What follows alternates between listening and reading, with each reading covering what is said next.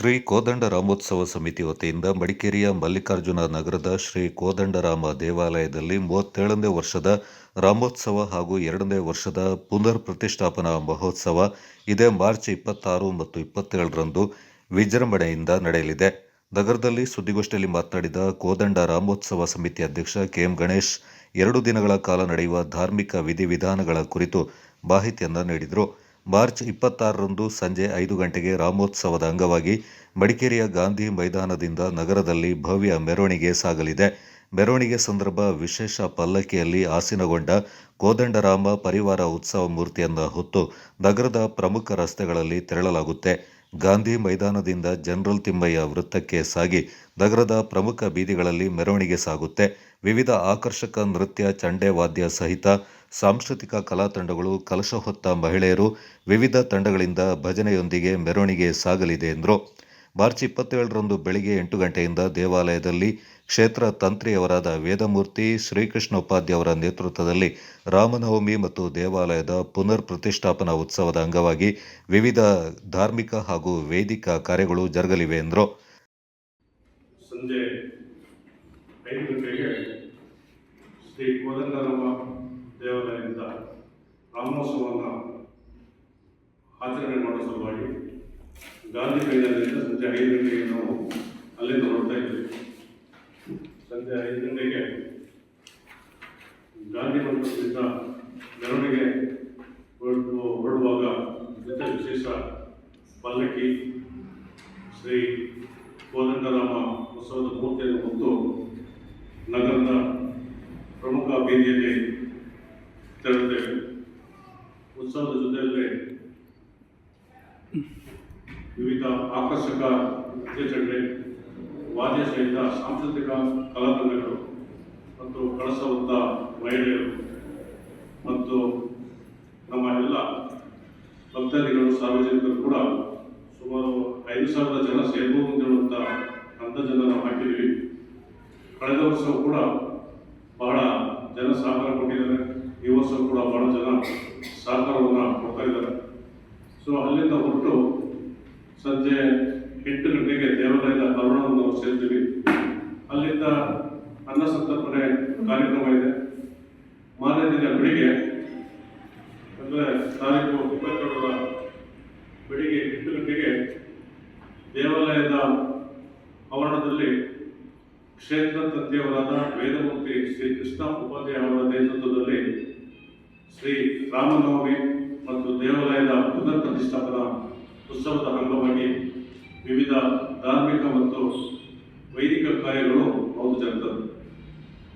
ಆ ದಿನ ಬೆಳಿಗ್ಗೆ ಗುರು ಗಣಪತಿ ಹೋಮ, ಮಹಾಸಂಕಲ್ಪ, ಮಹಾಗಣಪತಿ ಹೋಮ, ನವಗ್ರಹ ಹೋಮ, ಶಾಂತಿ ಹೋಮ, ಪುನರ್ಪುತಿ, ಪಂಚಾಮೃತ ಅಭಿಷೇಕ, ನವಕ ಪ್ರಧಾನ, ಕಲಾಭಿಷೇಕ, ಕುಂಭಾಭಿಷೇಕ ನಡೆದಿದೆ.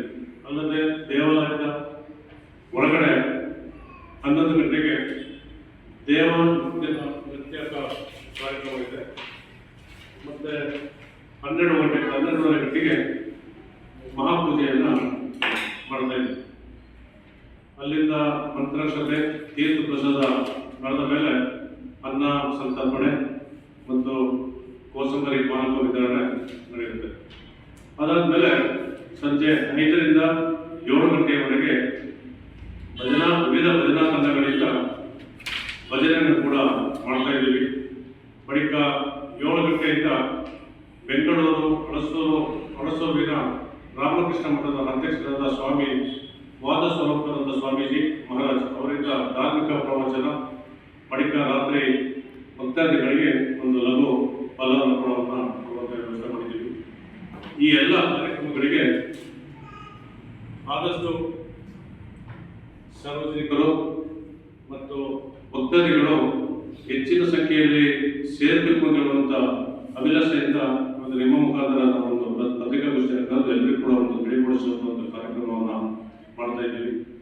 ಕಳೆದ ವರ್ಷ ಬಹಳ ವಿಜೃಂಭಣೆಯಿಂದ ನಡೆದಂಥ ಈ ಒಂದು ಕಾರ್ಯಕ್ರಮ ಈ ವರ್ಷವೂ ಕೂಡ ನಡೆಯಲಿ. ಮುಂದಿನ ವರ್ಷವೂ ಕೂಡ ಹಂತವಾಗಿ ಈ ಕಾರ್ಯಕ್ರಮ ಬೆಳೆಯುತ್ತಾ ಹೋಗುವಂಥ ಕೆಲಸ ಆಗಲಿ ಅಂತೇಳಿ ಕೋದಂಡರಾಮ ದೇವಾಲಯ ಟ್ರಸ್ಟ್ನ ಪ್ರಧಾನ ಸಲಹೆಗಾರ ಜಿ ರಾಜೇಂದ್ರ ಅವರು ಮಾತನಾಡಿ, ಕಳೆದ 37 ವರ್ಷಗಳಿಂದ ರಾಮನವಮಿಯನ್ನ ಅತ್ಯಂತ ಅದ್ದೂರಿಯಾಗಿ ನಡೆಸಿಕೊಂಡು ಬರಲಾಗ್ತಾ ಇದೆ. ಕೊಡಗು ಜಿಲ್ಲೆಯಲ್ಲಿ ರಾಮನವಮಿ ಆಚರಣೆಯ ಪರಿಕಲ್ಪನೆಯನ್ನ ಮೊದಲು ಹುಟ್ಟುಹಾಕಿದ್ದು ಕೋದಂಡರಾಮ ದೇವಾಲಯ ಎಂದರು. ಆಹಾರ ವಿತರಣೆ ಮಾಡಿ ಆಹಾರ ಪದಾರ್ಥ ಚೀಲಗಳು, ಕುಂಬಳಕಾಯಿಯನ್ನು ಕೂಡ ಕೊಟ್ಟಿದ್ದಾರೆ. ಇಡೀ ಕುಂಬಳಕಾಯಿಯನ್ನು ಮನೆಗೆ ಕೊಟ್ಟಿದ್ದಾರೆ ಎಲ್ಲರಿಗೂ ತರಿಸಿ. ಅವರ ಕೇಳಿಕೊಂಡಾಗ ನಮ್ಮ ದೇವಾಲಯಕ್ಕೆ ಬಂದು ಅಲ್ಲಿರುವಂಥ ಎಲ್ಲ ಬಂಧುಗಳಿಗೆ 2 ಬಾರಿ ಆಹಾರ ಪದಾರ್ಥವನ್ನು ವಿತರಣೆ ಮಾಡಿದ್ದಾರೆ. ಅವರು ಸ್ವಾಮೀಜಿ ಅಂದರೆ ಮಡಿ ಅಂತದ್ದು ಸ್ವಾಮೀಜಿಗಿಂತ ಜಾಸ್ತಿ ಸಾರ್ವಜನಿಕರೊಟ್ಟಿಗೆ ಮಿಳಿತಗೊಂಡು ಅವರ ಜೊತೆಗೆ ತಾನು ಒಂದು ಬಂಧವಾಗಿ ಮಾಡೋದು. ಹಾಗಾಗಿ ಅವರನ್ನು ನಾವು ಪ್ರವಚನಕ್ಕೆ ಕರೆಸಿದ್ವಿ. ಇಂಥ ಒಂದು ವಾತಾವರಣದಲ್ಲಿ ಈ ದೇವಾಲಯ ನಡೀತಾ ಇದೆ. ಹಾಗಾಗಿ ಎಲ್ಲರೂ ಕೂಡ ಭಾಗವಹಿಸಬೇಕು. ಇದನ್ನು ಎಲ್ಲ ಬಂಧುಗಳು ಕೂಡ ಈ ಸಂದರ್ಭದಲ್ಲಿ ಪಾಲ್ಗೊಂಡು, ಅದು ಕೋಸಂಬರಿ ಪಾನಕ ಬಹಳ ವಿಶೇಷ, ಇದು ಕೆಲವು ದಾನಿಗಳು ಕೊಟ್ಟು ಅದನ್ನು ಮಾಡ್ತಾ ಇದ್ದೀವಿ. ಈ ಸಂದರ್ಭದಲ್ಲಿ ಎಲ್ಲರನ್ನೂ ನಾನು ಮಡಿಕೇರಿ ನಗರದ ಜನರು ಭಾಗವಹಿಸಬೇಕು ಅಂತ ಈ ಮೂಲಕ ತಾವು ಕೂಡ ಬಂದು ಕೇವಲ ಸುದ್ದಿ ಮಾಡೋದಕ್ಕೆ ಒಂದು ದಿನ. ಟ್ರಸ್ಟ್ನ ಮಾಜಿ ಅಧ್ಯಕ್ಷ ಎಚ್ ಮಂಜುನಾಥ್ ಮಾತನಾಡಿ, ಕೋದಂಡರಾಮ ದೇವಾಲಯ ಅತ್ಯಂತ ಶಕ್ತಿಶಾಲಿ ಕ್ಷೇತ್ರವಾಗಿದ್ದು ಹೊರ ರಾಜ್ಯ ಮತ್ತು ಹೊರ ಜಿಲ್ಲೆಯಿಂದ ಹೆಚ್ಚಿನ ಸಂಖ್ಯೆಯ ಭಕ್ತರು ಆಗಮಿಸುತ್ತಾರೆ. ಭಾನುವಾರರಂದು ನಡೆಯುವ ಮೆರವಣಿಗೆಯಲ್ಲಿ ವಿವಿಧ ಮಂಟಪಗಳು ಹಾಗೂ ಪಲ್ಲಕ್ಕಿ ಸೇವೆ ಗಮನ ಸೆಳೆಯಲಿದೆ ಎಂದರು. ರಾಜ್ಯದ ಹೊರ ಜಿಲ್ಲೆಗಳಿಂದ ಸಾಕಷ್ಟು ಸಮಸ್ಯೆಯನ್ನು ತಂದ ಎಷ್ಟೋ ಭಕ್ತಾದಿಗಳಿಗೆ ಈ ಕ್ಷೇತ್ರದಲ್ಲಿ ಅವರ ಸಮಸ್ಯೆಗಳಿಗೆ ಪರಿಹಾರ ಸಿಕ್ಕಿದೆ. ವಿಶೇಷವಾಗಿ ಈ ಕ್ಷೇತ್ರ ಶ್ರೀರಾಮನ ಕುಟುಂಬ ಪರಿವಾರ ಸಮೇತ ಈ ಕ್ಷೇತ್ರ ಒಂದಿಗೆ ರಾಮ ಪರಿವಾರದೊಂದಿಗೆ ಈ ಕ್ಷೇತ್ರ ವಿಶೇಷ ಸಾನ್ನಿಧ್ಯವನ್ನು ಹೊಂದಿರುವಂತಹ ಪರಮುನಿ ಮಾತನಾಡಿ ಶೀಘ್ರ ಫಲದಾಯಕ. ಈ ಕ್ಷೇತ್ರದಲ್ಲಿ ಯಾರೇ ಸಮಸ್ಯೆ ಇರ್ತಕ್ಕಂಥ ಅವರಿಗೆ ಸಮಸ್ಯೆ ನಿರ್ಮಾಣ ಆಗಿ ನಾವು ಕಂಡಾಗೆ ಜಿಲ್ಲೆ ಹೊರರಾಜ್ಯ ನಮ್ಮ ತಮಿಳುನಾಡು ಇರ್ಬೋದು ಮತ್ತೆ ಕೇರಳದಿಂದ ಕೂಡ ಸಾಕಷ್ಟು ಜನ ಭಕ್ತಾದಿಗಳು ಏನೆಲ್ಲ ಸಮಸ್ಯೆ ಉಂಟು ಅದನ್ನೆಲ್ಲ ಅವರು ಈ ಕ್ಷೇತ್ರದಲ್ಲಿ ಸುಮಾರು 7 ಶನಿವಾರದಿಂದ ಈಗ 9 ಶನಿವಾರ ಈ ಥರ ಒಂದು ಅವರು ಪೂಜಾ ಕಾರ್ಯಕ್ರಮ ಮಾಡ್ಕೊಳ್ಳೋದ್ರಿಂದ ಅವರು ಸಾಕಷ್ಟು ಸಮಸ್ಯೆಗಳು ಪರಿಹಾರ ಆಗಿದೆ. ಸಾಕಷ್ಟು ನಿದರ್ಶನಗಳು ಕೂಡ ಈ ಕ್ಷೇತ್ರದ ಸಾಲಿನ ಇದನ್ನು ನಾವು ಹೆಮ್ಮೆಯಿಂದ ಹೇಳಬೇಕಾಗ್ತದೆ ಈ ಸಂದರ್ಭ. ಅದರೊಂದಿಗೆ ಈಗ ನಾವು ಇಂದಿನ ರಾಮನವಮಿ ಆಚರಣೆ ಕೂಡ ಅಧ್ಯಕ್ಷ ಹೇಳಿದಾಗೆ ರಾಮನವಮಿ ಹಿಂದೆ ನಾವು 36 ವರ್ಷದಿಂದ ಹಿಂದಿನ ಆಚರಿಸ್ಕೊಂಡು ಬರ್ತೇವೆ. ಕಳೆದ 2 ವರ್ಷ ನಮ್ಮ ಪುನಃ ಪ್ರತಿಷ್ಠಾಪನೆ ಆಗಿ ಹೊಸ ನವೀಕೃತಗೊಂಡ ದೇವಾಲಯದ ಪುನಃ ಪ್ರತಿಷ್ಠಾಪನೆ ಆದ ನಂತರ ನಾವು ನಮ್ಮ ಅಧ್ಯಕ್ಷರಿಗೆ ಒಂದು ಪ್ರೇರಣೆ, ಅದು ಹಿಂದೆ ನಾವು ರಾಮನವಮಿ ಕೂಡ ಬಹಳ ವಿಜೃಂಭಣೆ ಆಚರಣೆ ಮಾಡ್ಕೊಂಡು ಬರ್ತೇವೆ. ಸುಮಾರು 3-4 ವರ್ಷ ನಾವು ಆನೆಯನ್ನು ತಂದು ಕೂಡ ಉತ್ಸವ ಮೂರ್ತಿಯೊಂದಿಗೆ ಆನೆಯನ್ನು ನಗರದ ಮುಖ್ಯ ಬೀದಿಗಳಲ್ಲಿ ಮೆರವಣಿಗೆ ಮಾಡಿ ನಿದರ್ಶನಗಳು ಸಾಗಿಸ್ತಿದ್ದೇವೆ ಮತ್ತು ವಿಜೃಂಭಣೆ ಕಲಾತಂಡವನ್ನು ತಂದಿದ್ದೇವೆ. ಅದೇ ರೀತಿ ನಮ್ಮ ಅಧ್ಯಕ್ಷರಿಗೆ ನಮ್ಮ ಈ ಸಾಲಿನ ಅಧ್ಯಕ್ಷರ ಶ್ರೀಯುತ ಗಣೇಶರವರಿಗೆ ಒಂದು ಪ್ರೇರಣೆ, ನಾವು ತಾನಾಗಿ ಏನು ಮಾಡ್ಲಿಕ್ಕೆ ಆಗೋದಿಲ್ಲ, ಇದೆಲ್ಲ ದೈವ ಸಂಕಲ್ಪ ಅಂತ ಹೇಳ್ತಾರೆ.